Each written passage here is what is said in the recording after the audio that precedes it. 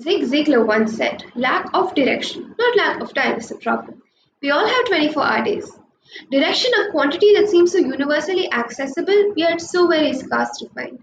Worry not, because Impact Hut brings to you Career Hut, here to help you find your drive, channel your passion, and pursue your ambition. Presenting the very first episode of Career Hut, Law. Introduction. What exactly is law?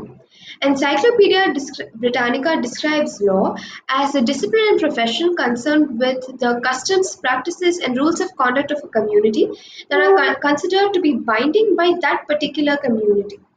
So, law is a societal construct that has existed for generations, almost since the inception of civilization, and I'm sure it will continue to exist for posterity. What are the qualities that an individual must possess that makes one believe that they are suitable for a career in law? If you are extremely expressive, you can put forth your thoughts artfully and in an articulate manner. If you are good at logical reasoning and you are very passionate about your opinions and you can justify your opinions with valid arguments, then law might very well be the perfect career choice for you.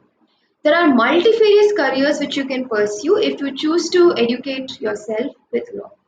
So you could be a legal analyst, you could be a legal journalist. Both these career streams have gained a lot of traction in the recent past. You could be an attorney or an advocate at the court. You could also be a legal researcher, a legal advisor, or a legal scholar.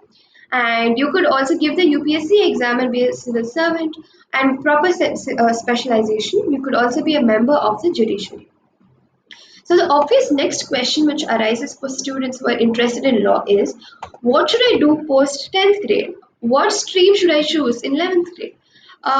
Fortunately, in India, there is no rigid prerequisite as such for law. So you could pursue science, arts, commerce, humanities, whichever intrigues you the most, and still be able to take up an undergraduate degree in law.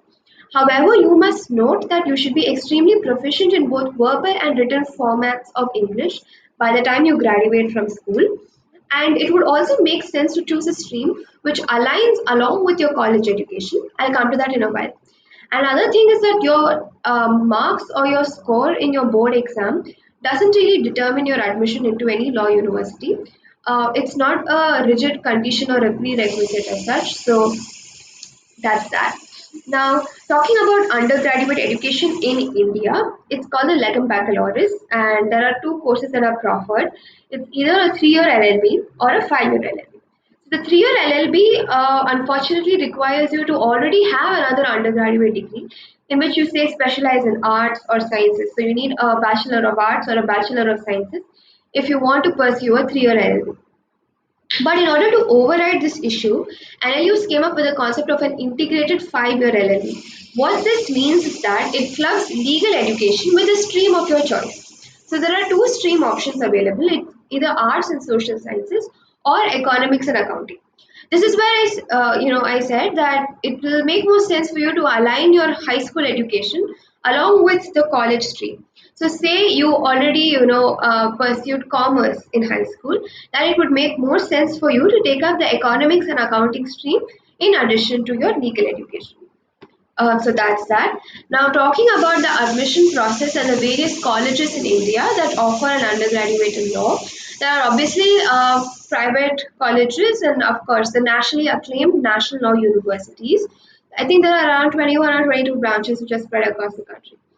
So, for entry into either of these categories of colleges, you will definitely have to, take up an exam. So if you want to get into an NLU, it's a competitive exam which is called the CLAT or the Common Law Admission Test. Whereas I'm sure private law colleges and private law universities will conduct autonomous exams. They'll have their own method of evaluation, which will be based upon the discretion of the college administration. All right.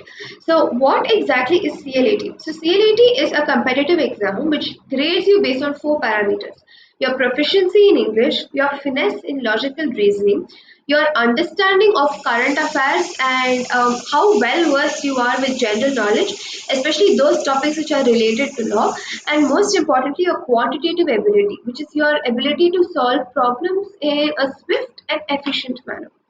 These are the four grading parameters. And even if you're going to, give an exam for a private law university, I'm sure the parameters are going to be more or less the same. So, how can you prepare yourself for these competitive exams? The most obvious answer is to, take up coaching in high school. So, there are various websites and coaching centers which, give you a nice module method of learning. For these competitive exams, which you could usually just take up alongside your school education.